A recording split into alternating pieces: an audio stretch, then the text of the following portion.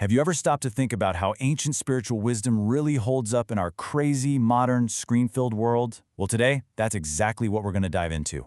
We're breaking down a 7-day study guide all about preparing for the Lord's return, but we're looking at it through the lens of the unique challenges and opportunities of our digital lives. So this whole idea is really built on this one powerful verse from Matthew. And let's be clear, this isn't some gentle suggestion. It's a direct command to be in a state of constant readiness. It really sets this tone of urgency that's echoed for centuries, and it brings up a super critical question for us right now. And this gets right to the heart of our modern problem, doesn't it? When your attention is being pulled in a million different directions by notifications, pings, and endless feeds, what does being ready even look like? It's not just about waiting around, it's about actively watching in a world that is literally designed to make us look away. Okay, so here's our game plan. We're going to start with the call to be ready, then we'll get into holiness and what faithful service looks like. After that, we'll tackle how to endure in this digital age, how to live with an eternal focus, and wrap it all up with a look at a readiness that's actually based on love. All right, first up, this foundational call to be ready. The source material uses this amazing phrase. It says we need to wake up from a digital slumber. That's such a powerful picture, right? It's that passive, kind of zoned out state our screens can so easily lull us into. So the key concept here is watchfulness. And no, this isn't about passively sitting around. It's defined as being actively alert, spiritually awake.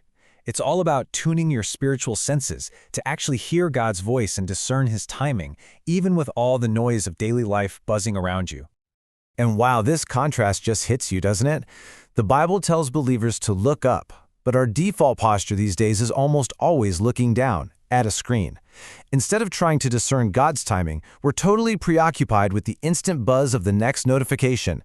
And, as the source points out, this constant digital overload can seriously dull our spiritual sensitivity.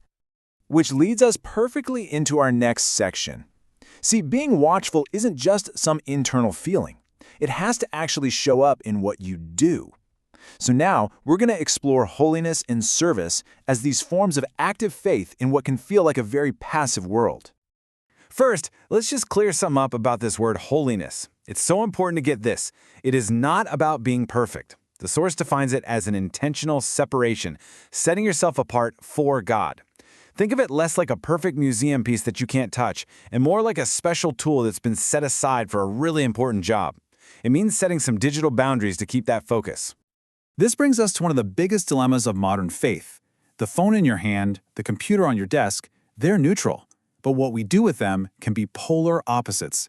It can be an incredible tool for ministry and connection, or it can be a total trap of just idleness.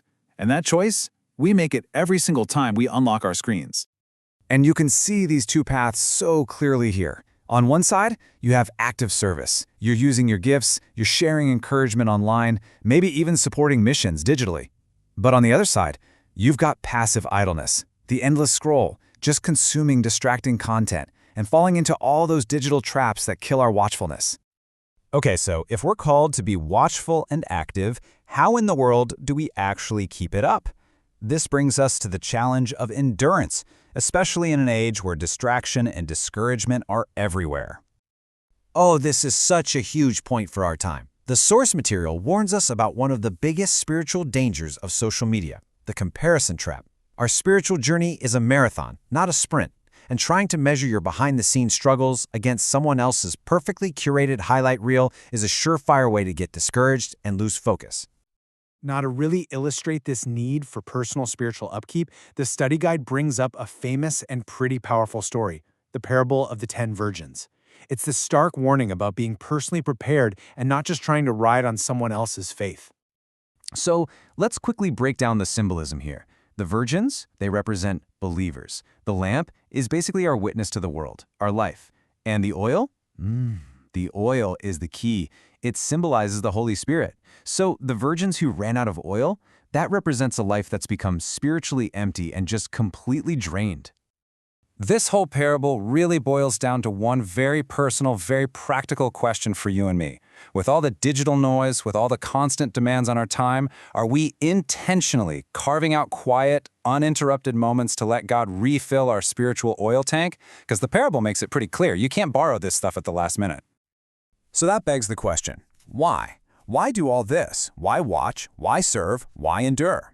Well, the answer gets to the absolute core motivation: living with an eternal focus. It's about a massive shift in how we see ourselves and the world. This verse from Colossians just sums it up perfectly. It's a call to totally reorient our desires and our priorities.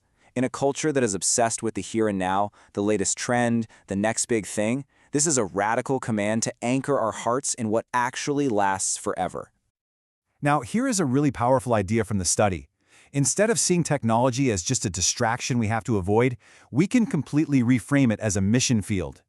This idea calls us to be digital missionaries, to turn what could just be an echo chamber into an embassy, using the incredible reach we have for a much higher purpose. So how do we actually do this in real life? The source gives us 3 really clear steps. First, filter your decisions through the lens of eternity, not just what's easy or convenient right now. Second, actively use your digital voice to share your faith. And third, consciously live like a citizen of heaven, which frees you from that exhausting pressure to keep up with every fleeting earthly trend. And finally, let's get to the true motivation behind all of this. It's an idea that completely reframes this whole concept of being ready, and honestly, it changes everything. The study guide's closing thought comes from this verse in 1 John. And just listen to the words here: confidence, not fear. The goal is to be able to stand before Him without shame, and that confidence comes from a relationship of abiding in Him right here, right now. Because ultimately, this entire preparation, it's not driven by fear. Not at all. It's motivated by love and this eager anticipation. You prepare for the arrival of someone you love and can't wait to see, not someone you're dreading. It's all about longing for His presence, not just trying to avoid punishment. So we'll end with this question, one that takes all these big ideas and makes them super practical right now. Forget about trying to overhaul your entire life overnight. Just think about one thing. What is one small digital habit? Maybe it's turning off notifications for an hour a day or replacing 10 minutes of scrolling with prayer. What's one thing you can change this week to start living just a little more ready?